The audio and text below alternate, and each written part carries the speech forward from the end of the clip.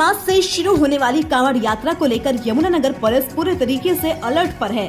यमुनानगर के एसपी और डीसी दोनों ने शुक्रवार को पीसी कर पत्रकारों को जानकारी दी कि कांवड़ यात्रा को लेकर सभी तैयारियां पूरी कर ली गई हैं। कांवड़ियों को कौन कौन से रूट से गुजरना है, इसे लेकर प्रशासन संबंधित विभागों के अधिकारियों से बैठक कर चुकी है। यमुनानगर जिला हरियाणा का बॉर्डर जिला है, लिहाजा जिला प्रशासन सुरक्षा को लेकर किसी भी तरह की कोताही नहीं बरतना चाह रहा। एसपी गंगाराम पुनिया ने बताया कि कांवड़ियों की सुरक्षा को लेकर पड़ोसी राज्य उत्तर प्रदेश और उत्तराखंड की पुलिस के साथ हरियाणा पुलिस कोऑर्डिनेशन बनाए हुए है। एसपी ने बताया कि इस यात्रा में भारी संख्या में शिव भक्त आते हैं, जिसे लेकर सभी प्रकार के बंदोबस्त पूरे कर लिए गए हैं। कांवड़ शिविरों में सीसीटीवी से मॉनिटरिंग की जाएगी, साथ ही जो भी पैदल रूट हैं वहां पर भी लाइट और सीसीटीवी की व्यवस्था की गई है। डीसी मनोज यादव ने बताया कि जिला प्रशासन ने संबंधित विभाग के तमाम अधिकारियों के साथ बैठक कर जरूरी दिशा निर्देश जारी किए हैं। प्राथमिकता रहेगी कि कोई भी दुर्घटना होने से रोका जा सके, लेकिन अगर दुर्घटना हो जाए तो स्वास्थ्य सेवाओं में रुकावट नहीं आनी चाहिए। डीसी ने कहा कि यात्रा के दौरान कोई अफवाह न फैले, आपसी भाईचारा और सौहार्द की भावना बनी रहे, इसे लेकर भी प्रशासन हर संभव प्रयास कर रहा है। यमुनानगर से कुलवंत चौधरी की रिपोर्ट। जी, कोई भी त्योहार इस देश में हमारे, चाहे वो किसी भी कम्युनिटी से रिलेटेड हो, आपसी संभाव और प्यार मोहब्बत का संदेश देते हैं। कोई आयोजन, कोई त्योहार, कोई भी धार्मिक उपलक्ष्य, ये सब भाईचारे का और प्यार मोहब्बत का संदेश देते हैं भक्ति भाव के साथ।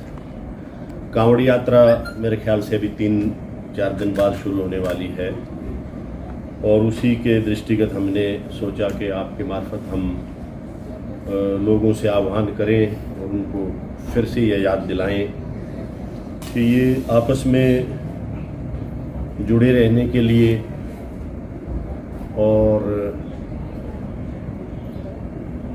भक्ति भाव के साथ अपने अपने जो भी फेथ हैं उनको मानने के लिए एक सेकुलर और डेमोक्रेटिक सेटअप में सभी तबकों के आयोजन होते हैं, जिसमें वैर भाव का, वैमनस्य का, हेट्रेड का, लड़ाई झगड़े का कोई स्थान नहीं होता।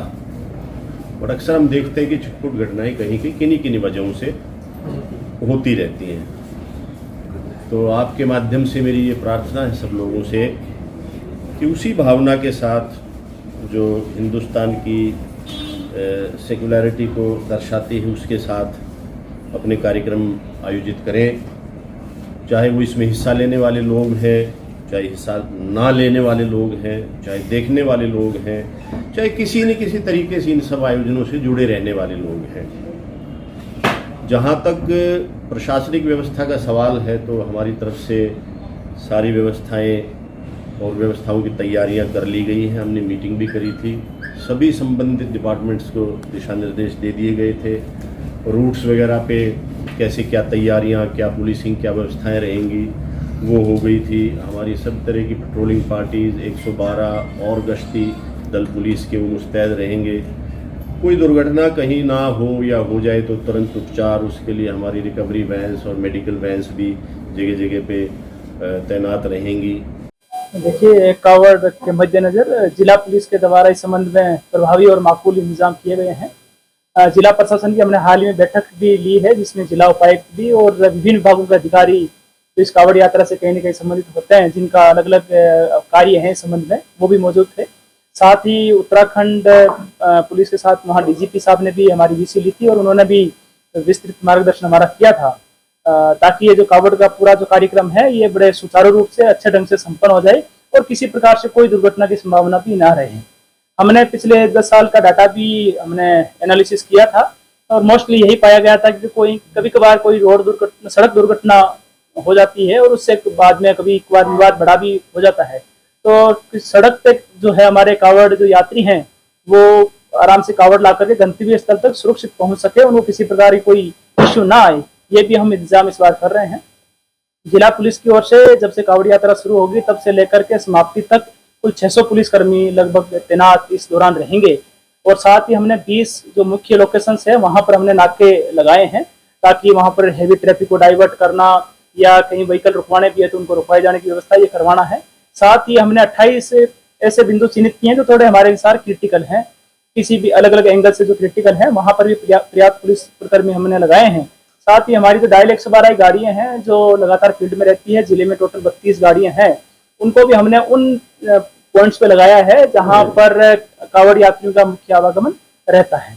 साथ ही 30 से ज्यादा हमने मोटरसाइकिलें अपने पुलिस कर्मियों को प्रोवाइड करी है, केवल कांवड़ यात्रा के मद्देनजर ही, जो लगातार वहां पर पेट्रोलिंग करते रहे और किसी प्रकार का कोई भी इश्यू वहां पर ना बने।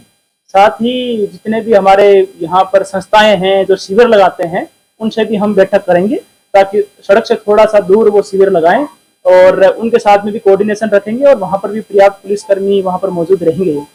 साथ ही हमने डीपीआरओ साहब से भी रिक्वेस्ट किया था और हमारी पीआरओ सेल को भी हमने कहा है कि यदि कोई भी किसी भी प्रकार के समाचार या कोई न्यूज आती है तो उसके बारे में तुरंत संज्ञान में लाएं, और यदि कोई अफवाह फैलती है सोशल मीडिया के मार्फत या कोई लोग थोड़ा माहौल खराब करने के उद्देश्य से कोई रूमर फैलाते हैं तो उन पे भी निगरानी रखी जाए और उससे जैसे ही हमारे संज्ञान में आए उसमें तुरंत कार्रवाई की जाए।